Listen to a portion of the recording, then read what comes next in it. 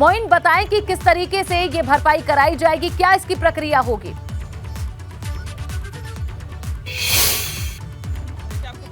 संगमनगरी प्रयागराज में शुक्रवार को जुमे की नमाज के दौरान जो हिंसा हुई थी उसमें बहुत बड़े पैमाने पर नुकसान हुआ था। पीएससी के ट्रक समेत कई पुलिस वालों की जो बाइकें थी वो फूंक दी गई थी। इसके साथ साथ तमाम जो है वो सीसीटीवी कैमरों को तोड़फोड़ कर दिया गया था, केबल को जला दिया गया था। तो अलग अलग महकमों के तकरीबन 1 करोड़ रुपए की संपत्ति का नुकसान हुआ था। हालांकि इस 1 करोड़ रुपए का जो नुकसान हुआ है उसमें वो चीज़ भी शामिल है कि 10,000 के करीब जो सुरक्षा कर्मी लगाए गए हैं उनकी जो सैलरी का खर्च है, उनके खाने पीने पर जो खर्च आ रहा है उसकी भरपाई भी जो दंगाई हैं, जो उपद्रवी हैं, उनसे कराए जाने की तैयारी की जा रही है। तो 3 दावे जो है वो क्लेम कमिश्नर के यहाँ पेश कर दिए गए हैं और क्लेम कमिश्नर से ये अपील की गई है कि जो तोड़फोड़ करने वाले, हिंसा करने वाले लोग हैं उनसे नुकसान की भरपाई कराई जाए और उसका हर्जाना जो है वो संबंधित विभागों को दिया जाए। तो अभी तो ये शुरुआत है और पहले दिन 3 दावे पेश किए गए हैं। इसके साथ साथ तमाम और जो विभाग हैं वो भी अपने दावे पेश कर सकते हैं। इसके साथ साथ आपको बता दें कि जो तमाम प्राइवेट लोगों की जो संपत्ति है उसको नुकसान पहुंचा है, उनकी वाहनों में तोड़फोड़ की गई है,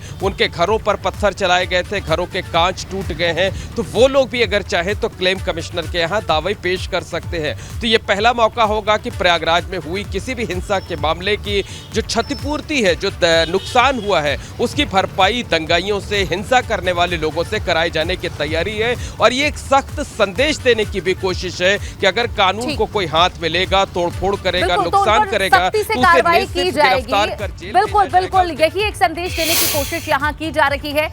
और आप हमारे साथ बने रहिएगा। मोहम्मद मोइन, ये एक बड़ी जानकारी हम अपने दर्शकों को दे रहे हैं, जहां पहली दफा प्रयागराज में ऐसा होने जा रहा है कि यहाँ अब उपद्रवियों से भरपाई कराई जाएगी हुए नुकसान की। और इस बीच एक और बड़ी खबर आपको दे दें, जांच के दायरे में अब कई पेट्रोल पंप और गेस्ट हाउस भी आ गए हैं। इस वक्त ये बड़ी खबर, प्रयागराज में जो हिंसा हुई है उससे जुड़ी हुई पुलिस कर रही है पेट्रोल पंपों और गेस्ट हाउस की भूमिका की जांच।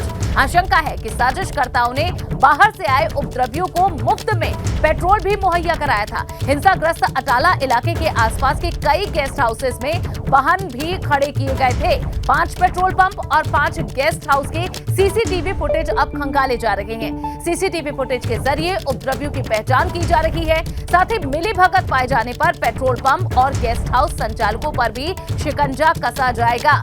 तो यहाँ पूरी गहनता से इस मामले में जो लोगों की भूमिका रही है उसकी जांच हो रही है। और अब इसके दायरे में पेट्रोल पंप और गेस्ट हाउस भी आ चुके हैं। इनकी भूमिका की जांच अब पुलिस के द्वारा शुरू कर दी गई है। कई पेट्रोल पंप और गेस्ट हाउस जांच के दायरे में आ चुके हैं। मोहम्मद मोइन हमारे साथ जुड़े हुए हैं। मोहम्मद मोइन, किस तरह की भूमिका इनकी देखी गई है और क्या ये जहां पर हिंसा हुई उसी क्षेत्र के आसपास के पेट्रोल पंप और गेस्ट हाउसेस हैं? देखिए, प्रयागराज में शुक्रवार को जो हिंसा हुई थी उसमें अब तक जो पड़ताल की गई है उसमें एक चीज सामने आई है कि बड़ी संख्या में जो बाहरी लोग हैं उनको बुलाया गया था। ये शहर के अलग अलग हिस्सों से लेकर ग्रामीण इलाकों तक के लोग थे। साथ ही साथ एक बात ये भी सामने आई है कि जो आसपास उपद्रव करने के लिए लोगों को बुलाया गया था उन्हें मुफ्त में पेट्रोल दिया गया था, खाना पानी का उनका इंतजाम किया गया था। और जो हिंसाग्रस्त अटाला इलाका है या उसके आसपास के जो इलाके हैं उनमें से जो 5 पेट्रोल पंप हैं और 5 गेस्ट हाउस वो भी जो है वो पुलिस की रडार पर है, जांच एजेंसी की रडार पर है। आशंका इस बात की जताई जा रही है कि इन्हीं 5 पेट्रोल पंपों में से लोगों को मुफ्त में पेट्रोल दिया गया था। तो वहां के सीसीटीवी फुटेज खंगाले जा रहे हैं, गेस्ट हाउसों के सीसीटीवी फुटेज खंगाले जा रहे हैं, क्योंकि 2 चीजें निकल कर सामने आई हैं कि जो पेट्रोल पंप थे वहां लोगों को मुफ्त पेट्रोल दिया गया और आसपास के जो 5 गेस्ट हाउस थे उन 5 गेस्ट हाउस में उनके वाहन खड़े कराए गए। वहीं से उपद्रवी इकट्ठा हुए, अटाला क्षेत्र तक पहुंचे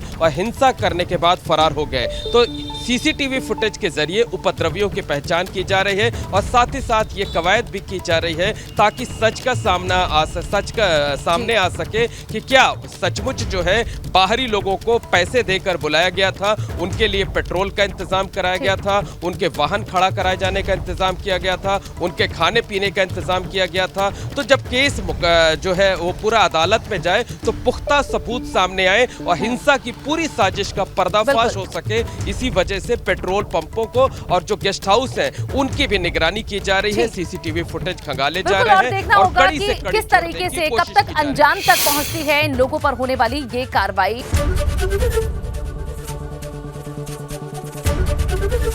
एबीपी गंगा, खबर आपकी, जुबान आपकी।